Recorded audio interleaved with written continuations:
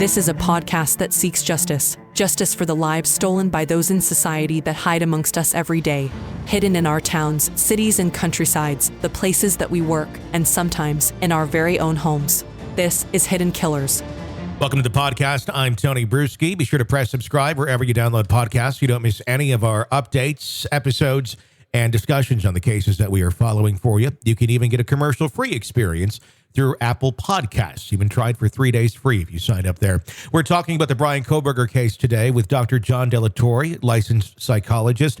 And let's just dive right into this. John, what I want to start out with is the job termination timeline of Bryan Kohberger that we've learned about in the last just handful of days. September 23rd, an altercation with a professor. October 3rd, meeting to discuss professional behavior. October 21st, received email about his failure to meet expectations. November 2nd, meeting to discuss improvement plan. December 7th, meeting to discuss improvement plan progress.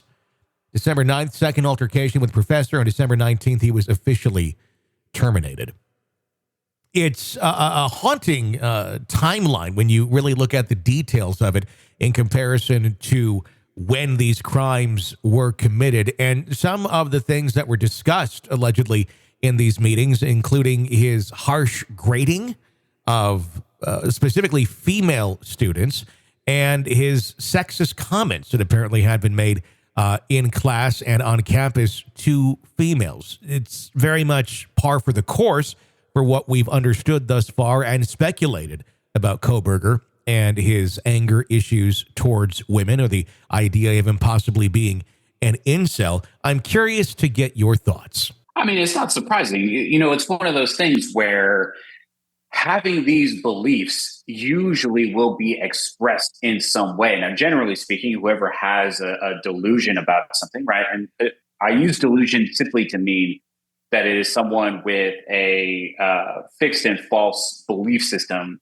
that is clearly incorrect. Mm-hmm. What happens is that for the most part, the person can keep it under wraps, right? Just because someone has a delusion doesn't mean that anybody on the outside is ever going to know it. But there will be times in which those delusional thinking, right, that delusional thinking will be expressed. So if he was someone who believed himself to be, you know, of a more higher value than women, if he believed himself to be entitled to certain things from women, then he's absolutely going to exhibit behaviors like that towards women, particularly for those that he believes may be challenging to his power and authority, such as women that are getting a college education. Is it that someone like Kohberger is upset about? Is it really kind of a class thing, or is it more so I've been rejected by women my entire life, and now I have this beef with attractive young women in general because I can't seem to attract them or hold any sort of relationship with them? And he doesn't seem to be one that realizes it's not them, it's him. Well, what I would say to that is there isn't really much of a difference between whether it's a part of the established patriarchal system of oppression that we all live under, mm-hmm. or is it just simply something that's autogenic and innate, something that came from him? What I would say is that the distinction between, is it someone who just believes that all of these problems are self-inflicted, right? What I mean is that what other people are going through, he only cares about what he's going through. Or is it something where there's a much bigger issue at a systematic way of oppression that has influenced him? And I would say they're both one and the same. I mean, one comes from the other. Sure. Whether it's the system influencing him or him influencing the system, either way, this is someone who does not believe that everybody is equal, that he believes himself to be entitled to other kinds of things. And he's demonstrating this by being harder on a group of individuals. Now, whether they're attractive women or not, I think is kind of inconsequential for him. Mm-hmm. I think the target of, the individuals that he potentially has killed, I think that their attractiveness is certainly an aspect, but I wouldn't be surprised if some of the women that he is rating harder than, he didn't view them as sexually attractive. He just viewed them as women, and because he viewed them as women, in his mind, they are simply second class and should be treated stricter than a man. How does one develop that way of thinking? Is that something that is kind of brought on through your upbringing, through parenting, through viewing others' actions, or is this something that, I mean, it almost seems somewhat of a character flaw, of a personality defect or a personality disorder of some sort, where one has this bizarre view of women, almost wanting to have the relationships, but when he goes to sit down for dinner with one, he's very awkward. He doesn't really know how to conduct himself in a what one consider appropriate way in common society. Well, I think a lot of it comes from the idea of social learning theory, which is this idea that for the most part, we're born kind of as, I don't want to say blank slates because that's not what I mean, but we're very impressionable. And so all of the influences from our parents, from primary caregivers, right, from music, media, right, everything plays a role. And until we're able to actually demonstrate the behaviors associated with the things that we learned growing up, we're just taking it in. We're just soaking it all up as a sponge. That it's certainly possible that he viewed a society in which he saw people that were less than, and he viewed them and that they had specific characteristics. Those people that are less than him have similar characteristics. And so if those individuals come into his life that have those characteristics, he's not going to know how to interact with them. He's not going to know what to do. He's not going to know what to say or how to be in an appropriate manner, because there's an underlying sense. And I know some people are going to say, well, isn't Dr. Delatorre describing narcissism? I'm not describing narcissism. What I'm describing is the way in which individuals perceive the world around them. And because he would view himself of a higher status than other individuals, people with a higher status don't know how to interact with people of a disparate status. So I would not be surprised then that as he attempts to make connections, which everybody wants a connection, but as he attempts to make them, and as the individuals he interacts with demonstrate qualities that are associated with a lesser than, he's going to really struggle. He's going to really not have an ability to interact appropriately. It's so interesting how that all develops and then how it all plays out. With this going on, how much do you think getting fired or being talked to initially, having to sit down and have these performance reviews and such, affected or triggered him in the crime itself? Was it a blow to his ego? His ego, not eagle. Maybe he has a pet eagle. That might be something that we just learned about. Does he look to commit this crime as, oh, you're going to fire me, I'm not good enough, I'll show you? Or how does that equate? I think that's part of it. I would be very interested. And I think you hit on something right here, Tony, that it's not necessarily the firing. I'm sure firing was very traumatic and very stressful for him, but it's the initial talking to. It's the initial understanding that someone didn't think that what you were doing was okay. And if that individual who did speak to him initially, because I imagine the process is first you get a warning, then it accumulates up until a firing. If that professor was a woman, I could see him starting down the path of, I'm going now to sort of set right. The women in that are surrounding me are trying to bring me down. I can absolutely see that being an impetus. Is it the cause? No, it's not the cause. He chose to do this. He's the cause of why he did what he did. But he has to rationalize. He has to justify.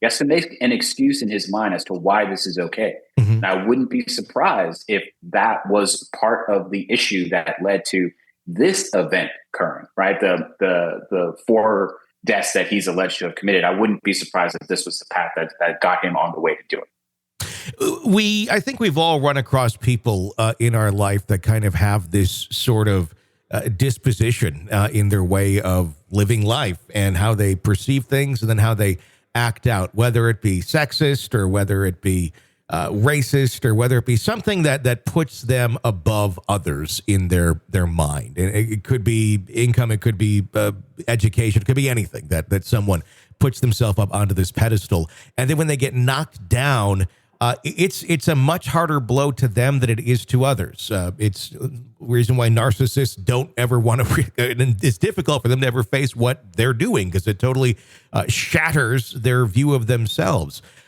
Is there a way, is there anything that can be done in life to prevent someone from going down this extreme dark path? Obviously, many people that we've probably known don't go that far, but the signs are there that if you heard down the road that so-and-so did something like this and you knew kind of how their personality was, I know plenty of people I wouldn't be that surprised with. Well, here's the thing: the person has to want to. Sure. The first thing that is going to be required is a self-awareness, right? An insight that there's something going on, a realization that the interactions that we have with individuals are meant to teach us about how we are interacting with those individuals. They're not meant as slice, although some people absolutely can be very mean and be purposeful in trying to hurt your feelings. That certainly can happen, but that's still a lesson, right? Mm-hmm. The individuals who try to hurt us, right, who are mean to us, they're doing it because they know that they can get away with it. So we have to make the choice to say, those are just words. You're not impacting me. So it requires a level of self-awareness and self-insight that some individuals don't want to have because it is very painful to learn that there are people that just don't like you. And so, it on the path of, stopping the racist and misogynistic to stop this patriarchal system of oppression that we live under, it's going to require that each individual take a self-appraisal and say, how am I contributing to this level of oppression? What am I doing? And how am I going to move forward to break that system? Some people just can't do it. Yeah, that's the question. Is it a question of wanting to or literally being incapable of doing? I know some of the explanations that I've heard when I've studied borderline personalities and such, and why they're so difficult to work with for folks in your profession is because it's almost nearly impossible to ever break through to them, to have them make these sort of realizations and such. And it's not so much I don't want to, it's more of an incapable way of thinking, that they just can't do it. Is that true? Is that something that exists where some people just will never be able to wrap their mind around some of these things to correct their lives so they don't go down these extreme roads? I think so. I think there are individuals that they just don't have the skills necessary in order to do that. But I think for the most part, it is more about a wanting to, because it requires, again, the wanting to change requires pain. It requires stress. It requires a lot of very negative and very difficult emotional states to go through, because you have to recognize that's what makes you a whole human being. Mm-hmm. By simply trying to repress parts of who you are, you only become a portion of who you are supposed to be. And so if you don't want to, and now, yes, again, there are some people that can't, but if you don't want to do it because it's too painful, then you're missing out on a whole experience of life that's there to teach you how to be a better person. I'm curious to get your take on some of the opinions that are coming out right now about the knife and the knife sheath. John Kelly, a psychotherapist with experience in interviewing serial killers, said to Fox News Digital, if you took a pistol out of your holder, wouldn't you put it back in? Also saying, I don't know anybody who wouldn't. And if I went fishing and had to take my knife out, I'd put it back in the sheath.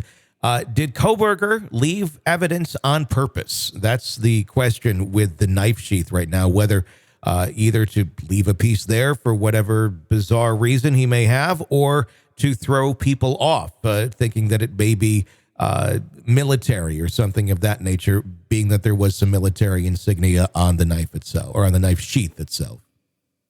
I think, a lot of people are trying to put too much of a planner inside. I think they're trying to imprint this well organized individual and Bryan Kohberger. I think that they're trying to conflate the two. Here's the reality. It is very strange that a knife sheath, right, if it would have been strapped through his belt, that it fell off, right? Mm-hmm. It would be very strange. But the truth is that, when you're going through whatever it is that you're going through, right, this violent act, why would he think about putting the knife away, right? He's thinking about moving from one person to the next to engage in the behaviors that he had been fantasizing about. There's no guarantee that he's actually thinking clearly and logically. He's simply thinking about completing the task at hand, the mission at hand, the thing that he's been thinking about. This idea that, I would put my gun back in my holster. I don't even know what that means. He didn't use a gun. He used a knife. And I understand that this was sort of, an example of why someone would do something like this. But you don't use a gun the same way that you use a knife. And plus, if he's going through all of these stabbing motions, he's probably got a hand cramp. He might not be able to let go of the knife. So I don't think he planted evidence. I think people are attributing a lot of things to him that are just simply are not true. I would have to agree with you. I'm going to continue to roll my eyes at that assumption because I keep seeing it and it feels like, okay, we're really digging here, aren't we? We're trying to put more into this than is actually there. And I think that's an important thing to be aware of as this continues forward. Dr. John De La Torre, thank you so much for your insights on the Kohberger case. As obviously, it continues to move forward slowly but surely. Always appreciate your insight. Be sure to press subscribe wherever you download podcasts so you don't miss any of our discussions and breaking updates on this and the other cases that we are following for you right here. Get a commercial-free experience through Apple Podcasts right now when you go there and become a premium subscriber. Get access to all of our episodes with no commercials. Until next time, for all of us here, I am Tony Bruschi. Thanks for listening.